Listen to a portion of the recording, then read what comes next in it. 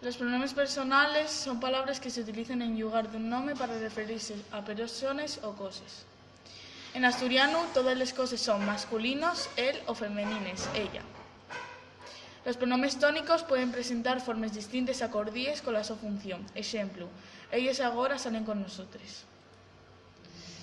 Los pronombres personales son primera persona del singular son ye, yo, la segunda persona ye, tú, la tercera persona ye, él, ella, ello, la primera persona ye, nos, nosotros, nosotras, la segunda persona ye, vos, vosotros, vosotres, la tercera persona del plural es ellos, ellas, el reflexivo es ye, sí, consigo, y cortesía, usted, usted.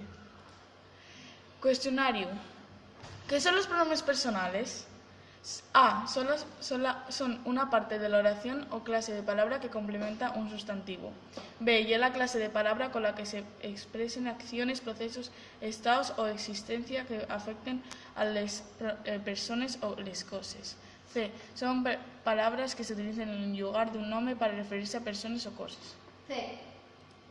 Correcta. ¿Cuáles de estos ejemplos son pronombres personales? A. Ellos van a la escuela y nosotros vamos al trabajo. B. Carmen y yo siempre vamos al parque. C. Juan y yo nunca nos hablamos. Bueno. ¿Cuáles de estos ejemplos son tónicos? A. Nosotros salimos con ellos. B. Eso a lo que te referís y es cierto. B. C. Nunca confíes en quien te hicieron reír.